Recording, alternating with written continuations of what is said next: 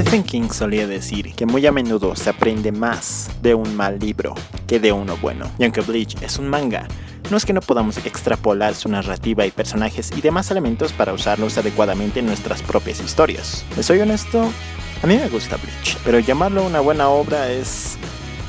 pues... no puedo hacer eso. Pero aún así, rescatemos lo que podamos y examinemos qué es lo que podemos aprender como escritores de Bleach. Recuerda que si quieres más contenido literario puedes suscribirte y darle a la espiritual campanita. El incidente incitador es lo que pone en marcha la historia. Según Robert McKee, en su libro El Guión, el incidente incitador debe cambiar radicalmente el equilibrio de fuerzas en la vida del protagonista. Bleach tiene un buen incidente incitador. ¿Cuál sería? No es el avistamiento de Rukia por parte de Ichigo, ni siquiera su encuentro posterior. El auténtico incidente incitador es el momento en el que Rukia le cede sus poderes a Ichigo, para que, aunque sea por un momento, este sea un Shinigami. Mientras que los otros eventos podrían haber terminado en nada, de este último no hay marcha atrás, y es el comienzo real de la historia. Así que hay que poner atención a nuestro incidente incitador y asegurarnos de que tenga la fuerza necesaria para sostener la historia. Lo más importante es que el protagonista reaccione ante este incidente incitador. Es algo que comenté en el video de reseña de Bleach, que puedes revisar para entrar más en contexto. El problema con Ichigo es que no tiene ningún deseo particular, más que proteger a su familia y amigos, algo sumamente circunstancial. Y sí, tal vez quiere hacerse más fuerte alguna vez, pero sin sus responsabilidades de Shinigami, Ichigo es una página en blanco, un mal protagonista.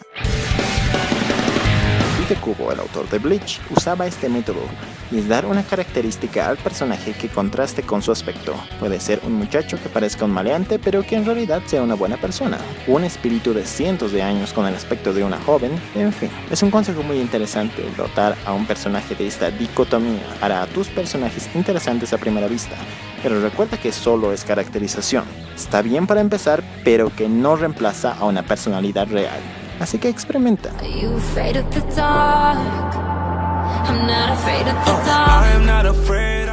Este es un tropo del que se ha discutido bastante, usado desde los mitos griegos, épocas medievales, pasando por las historias de Edgar Rice Burroughs, cómics, videojuegos y mucho más. La verdad sea dicha, yo considero este tropo efectivo como motivación, aunque claro que es mal visto por representar a las mujeres como torpes, incompetentes e inútiles, siempre necesitando de un hombre que las rescate. Esto acentuando en que muchas veces son mujeres jóvenes y atractivas.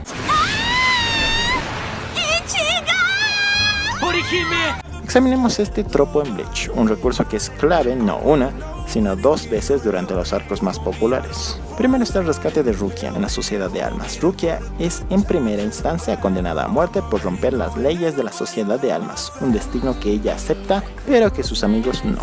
Mientras Orihime es secuestrada por el enemigo en un sospechoso trato que hace para proteger a sus amigos. Así, en determinado momento, ambas cumplen el rol de la damisela en apuros, poniendo en movimiento al héroe para rescatarlas. Pero no terminan en esa posición por ser mujeres débiles. Una sabía perfectamente que estaba infringiendo las normas de la Sociedad de Almas y que podía ser juzgada con ello como una criminal. Rukia acepta esto y con ello también salva la vida de Ichigo e incluso le pide que no vaya a buscarla, mientras la otra, creyendo que estaba haciendo un bien, acepta un mañoso trato con el enemigo para proteger a sus amigos. El asunto es que no debes tener miedo de usar este recurso, porque sea mal visto. Si hubieran secuestrado a alguna de las hermanas de Ichigo o a su padre, probablemente Ichigo también se habría puesto en movimiento. Como dije, es una motivación muy fuerte y puedes abordarla de muchas formas. Por ejemplo, debido a sus personalidades, el confinamiento de Rukia y de Orihime es muy distinto. Rukia, una guerrera entrenada y con no poca experiencia, pasa su tiempo en una celda, recordando su pasado, pero es fuerte y termina aceptando su destino, preocupada solo de que sus amigos no mueran en vano intentando rescatarla. Mientras Orihime es casi una invitada en las noches. Tampoco la pasa muy bien, pero mantiene la fe y la esperanza en sus amigos. Hasta que al final se quiebra y grita el nombre del héroe para que éste la salve. ¡Auxilio, ayúdenme, por favor, ayúdenme! Así que puedes tomar el tropo de la damisela en apuros y convertirlo en un rescate, amilanando todos los estereotipos que detectes con el peso de los personajes. Vine hasta aquí para salvarte y eso es lo que haré. Y de ahora en adelante ignoraré todas tus opiniones. Vas a venir conmigo, quieras o no, demonios. ¿Entendiste? Soy un rescatador, así que cierra la boca. ¿Qué estás diciendo? ¿Crees que vas a venir tú a ordenarme aquí? ¡Un rescatador no debe ignorar a su rescatada! ¡Ah, no! ¿Qué clase de rescatada se queja por ser rescatada?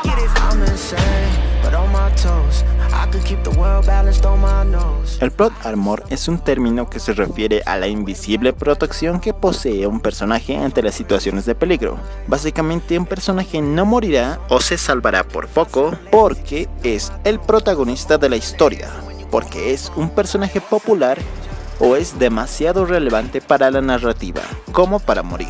Es algo de lo que Bleach sin duda peca, y peca bastante. Ichigo se la pasa peleando con gente más poderosa, más entrenada, más experimentada, más inteligente y más hábil que él, constantemente siendo salvado por un tercero o por el poder oculto de turno. Y una vez que uno se da cuenta de ello, se pierde la tensión en la historia. ¿De qué nos sirve seguir al protagonista si sabemos que siempre ganará? Se vuelve tedioso soportar una batalla tras otra sin sentido solo para avanzar algo en la trama. Por eso, en sus últimos capítulos, las batallas de Bleach son un tedio. Ahora, es probable que de verdad necesitemos al protagonista o a un personaje hasta el final de la historia. ¿Es entonces imposible evadir el plot armor? No necesariamente. Es más importante que cada rescate o salida de apuros para el protagonista o el personaje sea congruente con la historia y conserve la lógica. Es uno de esos elementos en los que se mide el ingenio de los buenos escritores. Examinemos esto.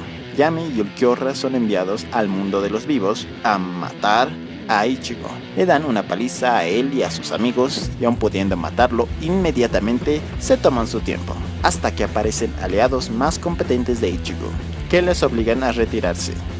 Y luego se tiene una conversación más o menos así. ¿En qué estabas pensando? Si matarlo era parte de sus órdenes, debieron haberlo asesinado de inmediato, ¿no? ¿Cierto? ¿Cómo puedes asegurar que no se volverá más fuerte y nos atacará? ¿Qué haremos entonces? Esa es una pregunta muy lógica. Si eso ocurriera, solamente me desharé de él. Y esa es una respuesta ilógica, sobre todo para los que sabemos cómo terminó todo. Esta clase de lógica se repite y repite. Examinemos otro ejemplo. Después de que Orihime es llevada a Hueco Mundo, sus amigos van a rescatarla. Allí Chad, el personaje más irrelevante si me preguntan a mí, es vencido por Neutra, un villano despiadado que no tiene consideración por nada, pero que aún así, teniéndolo vencido, no lo mata, porque Chad es demasiado débil para él. ¿Qué? Así que los amigos de Ichigo también están protegidos, siendo una descarada excusa para que el grupo de rescate de Orihime no sufra bajas, y esto no cause alguna culpa.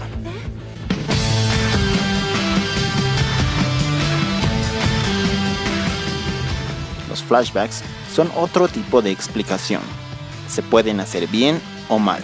En el caso de Bleach, esto varía constantemente. En muchos casos se usa erróneamente, al ser flashbacks tristes que intentan justificar las acciones y motivaciones de algunos personajes, fallando estrepitosamente por varias razones, pero podemos concluir que la principal es que son flashbacks no pedidos. Robert McKee advierte en su libro: no debemos presentar un flashback hasta conseguir crear en el público la necesidad y el deseo de saber.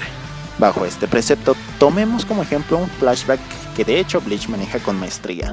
Cuando se organiza el rescate de Rukia en la Sociedad de Almas, un miembro nuevo del grupo, Ganju, nos explica que su motivación para ayudar es ir hasta esta Sociedad de Almas, ya que su hermano fue un Shinigami que sirvió en la misma, hasta que fue cruelmente asesinado por un compañero Shinigami, naciendo así el odio de Ganju por los Shinigamis, sustentado por el recuerdo del rostro del Shinigami que asesinó a su hermano.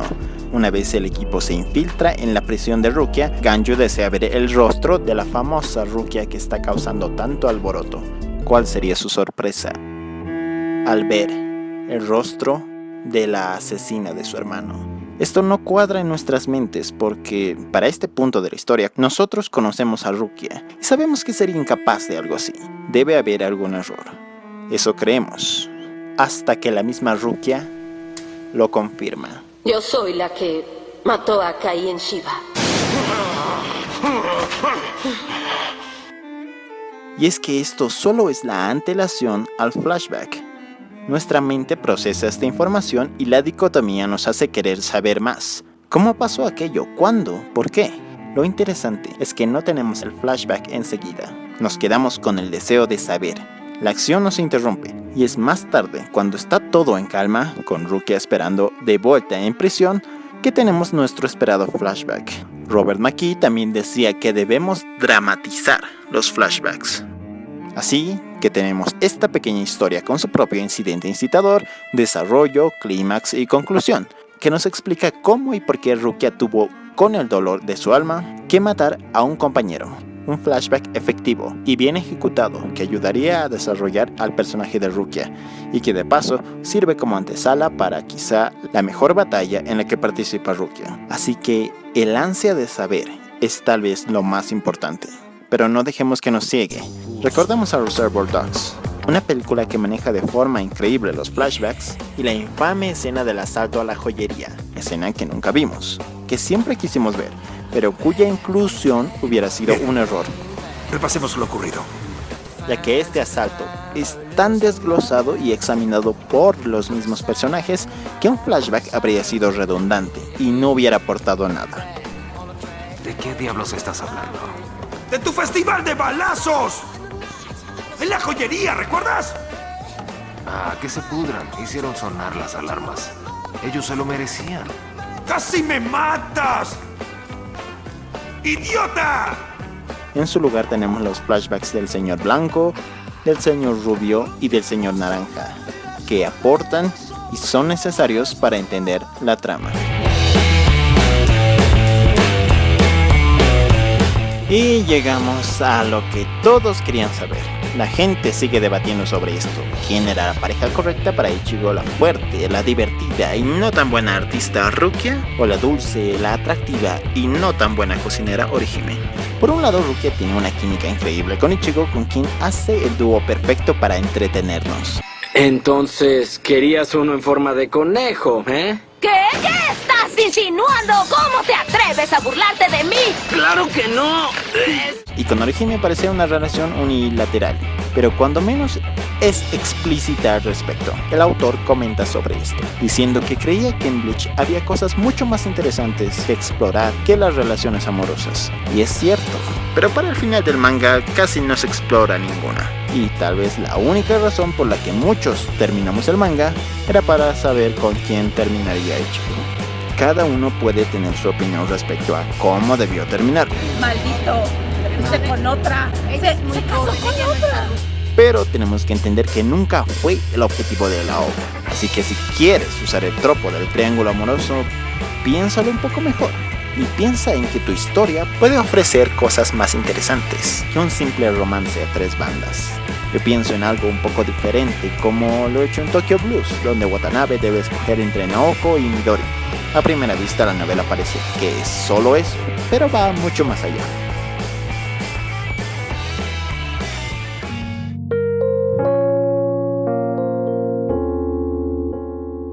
Bleach no tuvo el mejor de los comienzos. Su concepto inicial o piloto fue rechazado para la serialización de la Shonen Jump, pero la idea no sería abandonada del todo, ya que el concepto inicial hallaría su camino hasta las manos de un legendario mangaka, que personalmente enviaría una carta al autor para que no se rindiera con su historia.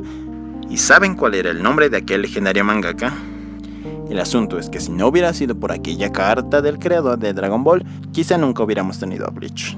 Aún así, si no recibes una carta de algún legendario autor, deberías creer más en tus creaciones, porque lo único que tienen estas es a ti. Lo que me lleva al siguiente punto. Bleach fue muy criticada en su tiempo por contener una trama similar al manga de Yu Yu Hakusho y por tener elementos similares a, digamos, Saint Seiya, pero creo que al final encontró su propio camino y halló su propio estilo. Por ejemplo, el autor Tite Kubo es un gran fan de la moda, la música y la arquitectura, e impregnó esto en su obra. Eso es algo que la hace única, y eso es lo que debes buscar. No te sientas intimidado porque existe una historia parecida a la tuya o porque tomas inspiración de alguna u otra obra. Es como dice el legendario escritor Neil Gaiman. Do the stuff that only you can do. The urge starting out is to copy, and that's not a bad thing. Most of us only find our own voices after we've sounded like a lot of other people. But the one thing that you have that nobody else has is you. Your voice, your mind, your story, your vision. Así que impregna esa inspiración en tu obra, a tu propio estilo. Crea algo único. Aprende de los errores de otros, pero sobre todo de los tuyos. Examina tu propia obra, corrígela y sobre todo, cree en ella.